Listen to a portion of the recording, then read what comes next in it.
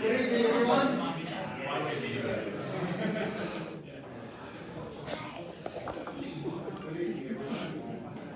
Welcome to the January Connect. If you looked outside, you can look at me as the way that I'm dressed, you'd be mistaken. I think you'd be way mistaken that this is actually autumn. I woke up this morning on the farm and it was 7 degrees. At the end of January, it's absolutely ridiculous. Thanks for making the effort to come in. As you know, the Jindabyne Chamber of Commerce does this every month on the 4th Thursday, and it's our way of bringing businesses together, and it's certainly our ways of listening to music. You too, boring. What we do with these connects is bring businesses together to network, to offer each other support and help, but also we offer opportunities to meet with government officials, government departments, and tonight we've got a couple of speakers in that area. We've got 4 main speakers, but before we go on to that, what I want to do is probably acknowledge the fact that we've got Chris Hanna here, who's the President of the Chamber of Commerce in Cuba. Sorry to give you a membership form, please turn it down. We've got John Castellari, our local councillor, and very active councillor. And we've also got Fiona Lacton-Cannon here, who is our secretary, who was also given a community volunteer prize on the weekend. Yeah. Thank you. And Petra. And of course Petra as well. She got one too. So she got one too? Yeah. I think she does a better job in self-promotion.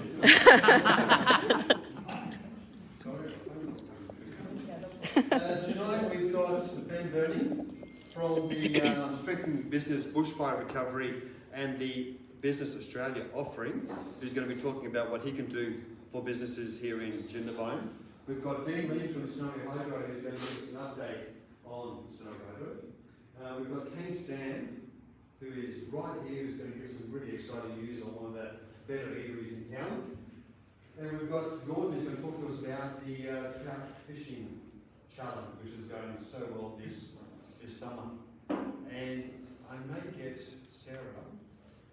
There she is there. Did you want to say anything about council this time? That's all right, I'll do it for you. They've been on holidays. I'll do it for you afterwards. To start the proceedings, can I ask Ben to come on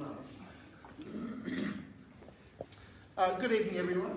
Just before we kick off, I'd like to pay my respects to the owners of the traditional land on my meet this evening, and pay my respects also to their elders, past, present, and emerging. So for those of you who don't know me, my name is Ben Burning. I work for a company called Business Australia, and that's the commercial arm of the New South Wales Business Chamber. So the New South Wales Business Chamber is the peak industry body for all of the local chambers of commerce. So whilst Olivier introduced me as a government employee, I work for a government-funded program, but I'm not a government employee. So I work for Business Australia, which is the commercial arm of the New South Wales Business Chamber. So Strengthening Business was established after the Black Summer bushfires. It's one of the responses of the federal government's $120 million response to small business support. We work alongside Business Connect, Ellen Youssef, who is also an Australian Aid Award winner over here from New South Wales. We work with Tor Slater from the Ernst & Young program over here, as well as a number of other chambers and things to support small businesses. So we go into a business who looks to pivot, and we've got a couple of our members who are supporting this evening. So Brad at Wild Brumby is one of my clients at the moment. We go in and we talk to Brad and Monica about what they may want to do and how they want to pivot their business as a result of the impacts of bushfires and also COVID-19. We then sit down and we develop a bit of a plan. We support them with some government funding, which is out there for them. We link them into other suppliers or providers or other government experts who can help them to sort of take them along the step of their journey. So the Strengthening Business doesn't come with a grant funding itself. What it does do is come with access into other programs. We also can support local charities, not-for-profits, smaller groups, chambers, anyone like that. So the only eligibility is that you are trading at the time of the fires, have an ABN and GST registered. There's no minimum entity, so not GST registered. Located in your principal place of business is here at the Snowden area. You don't have to be GST registered, you don't have to have a minimum number of employees, and there's no minimum turnover requirements as there are so many of the other government schemes that are out there, sorry. So that probably summarises everything we can do. We sit down, we just work with you, we go through everything step by step, and we develop a plan. We're funded through until the 30th of June 2022. It's part of the Entrepreneurs Program, which is LinkedIn's been going for 15, 16 years, so we expect that it may be extended, we don't know, we are hoping so. We've been working pretty hard over here in Jindabyne over the summer, because we know that so many businesses are so busy in winter. We actually have picked up that many clients down here in the Jindabyne area that we are one of the other 2 regions in New South Wales to actually pick up a second facilitator who's going to come down and work here in the Jindabyne area to enable to support even more businesses. I won't touch on the few things that we're doing with council at the moment, but there's some exciting news coming out about how we're going to be able to support businesses in a bigger way coming up soon. So as soon as that's ready to be announced, we'll let Sarah do that announcement. But that's everything I've got to do. I've got some cards here. I'm sorry, I'm not 100% prepared for this evening, but if there's anything I can talk to anybody, please come on and see me afterwards. Thank you. Ben, did you mention that community groups were also able to seek your Correct? Yes. So we're trading at the time of the fires. We're trading at the time. Well, yeah, engaged in some form. They just have to have an ABN that was registered before the fires. So you need to have an ABN? Yep. Okay. It's interesting because you don't have to, I suppose, be personally affected by the bushfires to seek your help. No, absolutely not. There's actually been people who have run businesses which has received a positive impact, whether they're accommodation providers who benefited from having RFS stay there. It can be positive or negative, indirect or non-direct flame impact. So the only criteria is just principal place of business here in the Jindabyne area. Huge. Huge. If you don't take up the opportunity, you've really got to have rocks in your hand. From what I understand, Ben's got a lot of expertise in dealing with this. You've come down from Queensland, I believe? Yeah, so I was working up in North Queensland. I was actually appointed as the first Queensland small business recovery officer following the 2019 floods in North Queensland, where there was 100,000 hectares of land which was impacted, 39 LGAs. So we worked with all of those governments to sort of create a $242 million recovery package and then roll out programs across the north. I'm sorry that I called you government employee. That's okay. I didn't mean that. Certainly, anything why you utilise it for you being paid by the So if you don't use it, you've got rocks in your head. Can I call on Dean Lynch, Snow Hydrant, just to give us an idea of what's going on the other side there? 3 minutes. 3 minutes. That's the stuff to look at. Welcome everybody here. Dean Lynch. It's great to be here talking about Snowy Hydro. I know I was just talking to Fiona, Mum and Dad, who you thought it was funny. Everyone's always got a story about Snowy Hydro, past and present. But yeah, look, we are steaming. Well, before we get on to that, just to let you know that we did have a few of the people in the room here at our board dinner we had up here a few weeks ago, actually before Christmas, sorry. Yeah. It's great to see the board interact with the local community when there's great representatives from Jindabyne there. And we are really, as you all understand, that's a hydro lake out there, Lake Jindabyne. We're fully invested in what Jindabyne is now and is in the future. We're fully invested in the south that's going ahead. We are a major landowner here. So it's all, Paul Broad is really keen to make sure things are moving on, particularly foreshore activation and outdoor activities. Look, just moving right along here, Snow 2 is really ramping up. Currently around about 850 people working on the project, getting up to a peak number of 2,000. So that'll probably happen in about, we'll get up to about 1,000 by mid-year, around about 2,000 by the end of the year. So Coomer's really busted. Jindabyne probably already pretty busy out here anyway, but you're not seeing the accommodation here probably like Coomer, which you probably didn't need it, to be honest. But you probably don't realise that some of their high income earners, I know some of my team will be aware that some of the they're already living here in East Jindabyne or whatever, so they are part of your community right now, and will come more into the future. Talking to Brad there before, we're talking about when people their swings off, what are they going to do for their 21 days on, 9 days off? 9 days off, maybe they should stay and enjoy Jindabyne, what you have to offer. So we're going to work through that. You know, it's really interesting. I didn't have a meeting today. The public there has got bookings for his rooms in his pub for 3 years. So that's an example of what's going on. And to be honest, in Admittedly, they're getting $3,000 a week for a house in Admittedly at the moment. So accommodation's getting tight. That's we watch glass up full stuff, but a bit of an issue. so the 12-acre parcel of land, we're putting an accommodation in there for some of the workers. But, you know, it's something to be aware that it's going to be more, anyone who wants an opportunity, you might have family members or people who move to the area, please go onto the website for Future Generation of Snowy. We really want to make sure anybody who wants an opportunity gets an opportunity here locally or further. But we've already had 6,500 people express interest in working on the project already from New South Wales alone. But we really want to make sure really people here locally get a shot at it. So look, really exciting time. You've got a very good chamber here, but a good chamber in Coomera as well. So, and as we move around the region, really important that chambers are the focus and the link between Snowy and the community. So I know Paul Broad was here. That's what we want to do. The legacy, so the built legacy, and of course the skills legacy in the local communities. That's what we're really invested in. So full credit to everyone being here. I'm happy to come and talk to anybody anytime about this, but as it moves on, I'm sure we'll see more of each other. So thank you.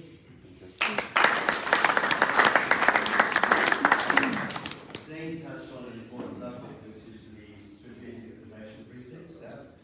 The SAP team are going to be here in Jindabyne next week. The Chamber, in coordination with them, are holding 2 business briefings on the 4th of February. We've got one at 9 o'clock and one at 11:15. I think the 9 o'clock is basically sold out. Yeah. Selling tickets, it's all booked up. We're now taking tickets for the 11:15 sitting. Again, come along, understand and hear what these people want to do to our town and be involved as part of the change. If you don't, probably never going to get another chance again. From what I understand, the master plan will be ready before winter, I'm hoping. Get involved with the briefing, understand what's going on, and it'll probably be one of your last chances to voice an opinion or to talk to one of the planners, one of the consultants who are actually involved in developing the master plan. 4th of February, I believe the tickets via Eventbrite. Eventbrite are on our webpage. Just straight on Eventbrite, and there'll be a link on the. I'll put a link on the social pages soon. Yeah. Just a quick note on that, Olivia. Are they giving a bit of an insight as to what the presents to the public? We hope. They really didn't tell us much. They're here next week, they're talking with council, they're talking with chambers, they're talking with businesses, they're talking with the community advisory group. There's a lot of conversations going on. Yeah.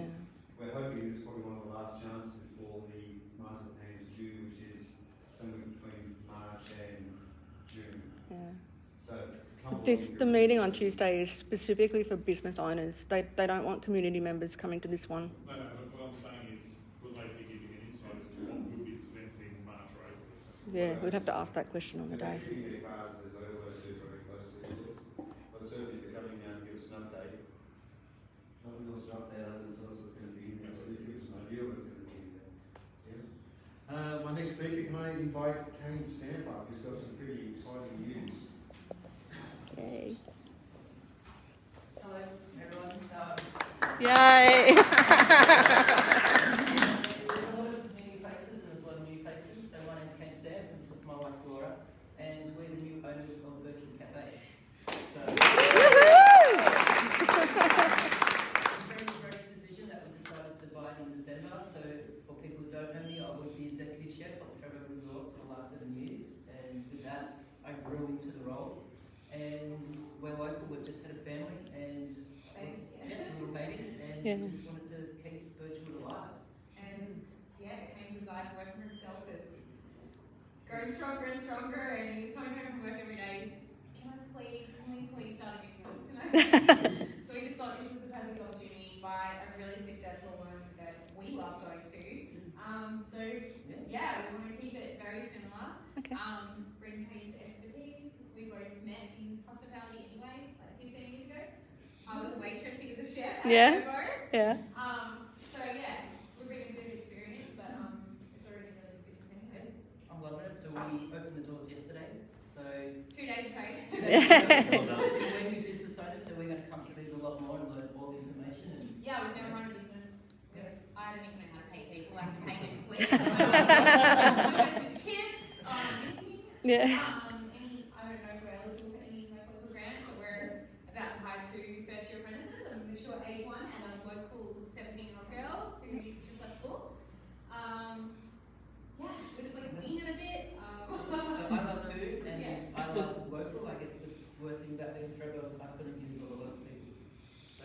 areas where farmers, beef, eggs, alcohol, bread. I definitely want to work with you guys, especially like the dinners that I love doing in February. I do want to bring them down here, so their stations, beer, gin, anything like that. So obviously not straight away, but the bigger picture is. I feel Yeah, like as is, breakfast, lunch, cafe. Yeah, Yeah, maybe we want to grow the business and expand it. exactly. Well done. Thank you. Thank you.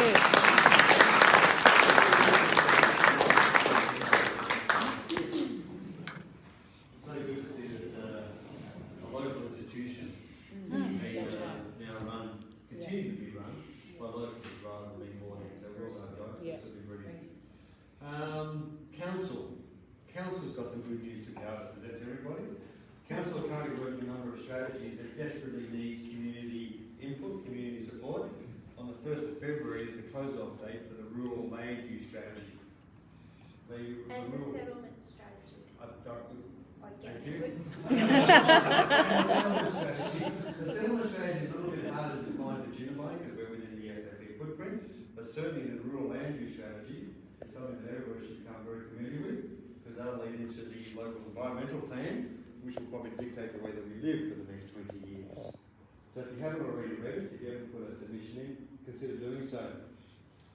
At the same time, Council have also put together a small group of community groups to have a look at their rate harmonisation project. And that kicks off this week sometime. And that'll be looking at how amalgamated the rates can be over the 3 previous councils into one fair way of delivering another bill.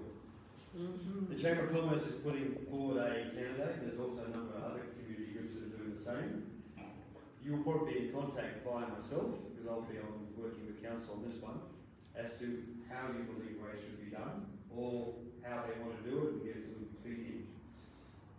Get involved with Council if you can, because Council dictates a lot of the stuff that we do on a day-to-day basis.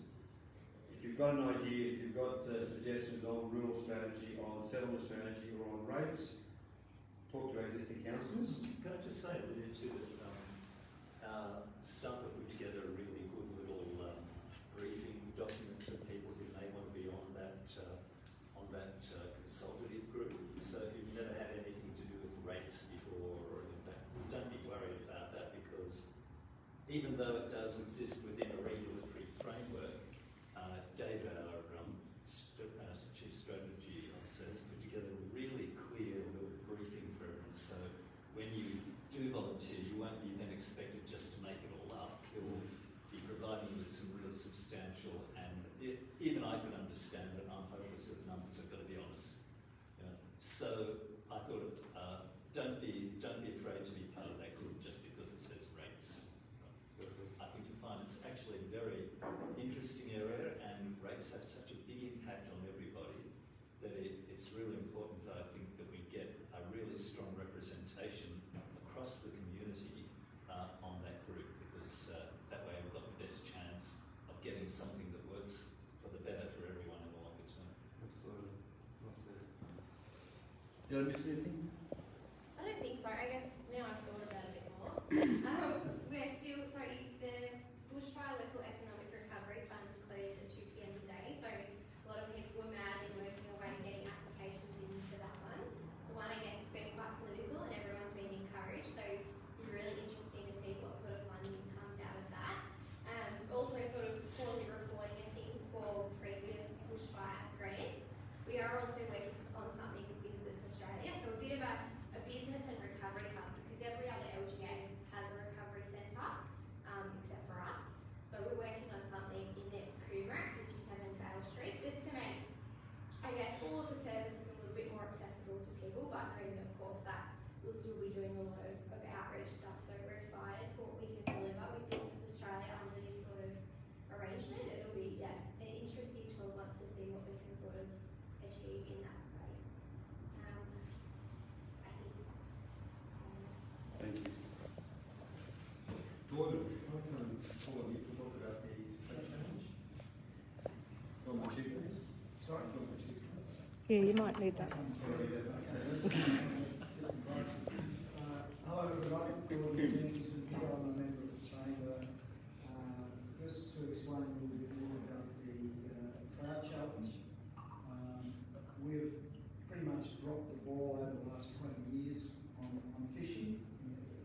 especially, and fishing, trout fishing is one of those activities that the chamber, Coombe Chamber, Jindabyne Chamber got together, and we tried to pick out a event that we could collaborate with. And fishing, trout fishing has been going along in the Manilla, Bombala Shires, and the Stonebridge Shires for many, many years. And it's something that the chambers would jump in wholeheartedly. We were lucky we picked up DPI, were our major sponsor, I guess, DPI and Snowy Hydro on board. DPI provided the fish that we released. Now we have, there's hundreds of thousands of fish released in the whole Snowy Mountains area. These fish are the fish that, if you've gone up to the Aden hatchery and looked at the display pond, seen the big fish, they're the fish that were released. So we released 30. 30 fish. Yeah. So the majority of those, 40% went into Lake Jindabyne, 40% went into Lake Jindabyne.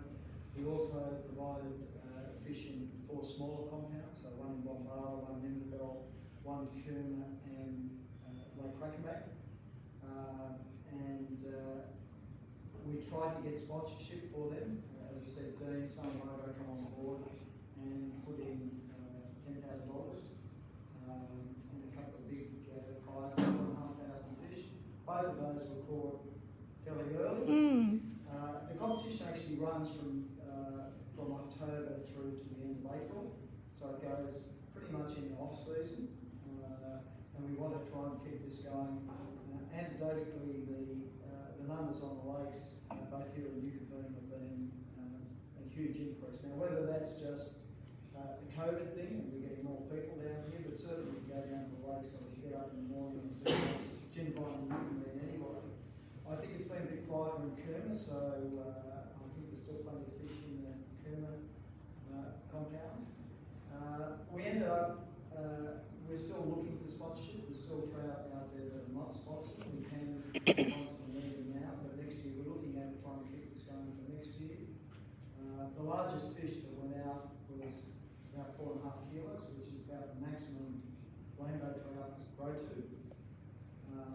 So we figured that even just catching one of these trout was a prize in itself, so if we could add sponsorship to it, it was just extra.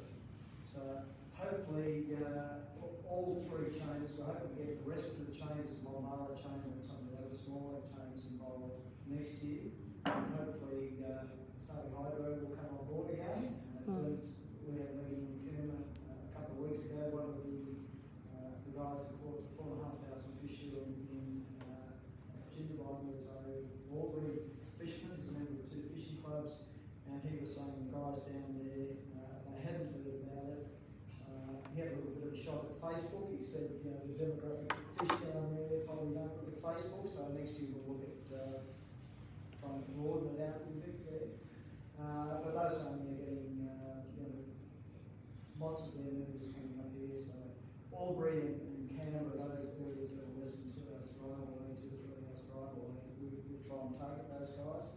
And just like the thing, especially the Jindabyne Chamber, most of our fish here have been sponsored, and certainly like Crackback, most of the fish were sponsored. So hopefully through the Coombe Chamber, the Bombala Chamber, and other smaller chambers, we can have most of the fish sponsored next year. So that's about all. Thank you again. Just to go on from what Gordon was saying, he's in the stats. We've got 13 weeks left for the tournament. There's still 275 fish to be caught, $18,000 worth of prizes to be won, including about $3,500 worth of cash prizes. It's a $1,500 Lake Crackenback flight program package. Sponsors like Widgers, Banjo Patterson, NRMA, Spotters, Latin Hotel, Fredbo. Hell, everybody's involved. If you're not, perhaps you need to go and talk to Gordon about getting involved. Not only for this year, but consider for next year as well. We want to see this as a yearly event. We're very keen to have this as a yearly event to ensure that people keep on coming down here in our non-traditional leaf season. So let's start generating some visitation in spring and in autumn. Thanks, Gordon. Thanks to everybody who's contributing to that. That's the last part of our formal part of the evening, if you like. Other than for me to plead for you guys to have a drink and put some money in the jar. These events are helped and sponsored by our good friends at Richards. They've got a donation jar there for the alcohol and the drinks. And it makes it easier on us. Keep on coming back every month. And it's a great place if you put some cash in there. Remind you again for next 4th of February. I'm not quite sure that's a Tuesday or Wednesday or Thursday. As a farmer, you get to learn. It's Tuesday. Yeah, Tuesday. Tuesday. It's not next Tuesday. If you haven't got a ticket, you want a ticket, get a ticket. Otherwise, we will see you here again on the 4th Thursday in February. The whole idea of this is to network. If you know everybody here, bring along somebody that you don't know next time. Or if you don't know everybody here, go and talk to somebody you haven't met before. Share the love around. Thank you very much. Let's have someone come back, please.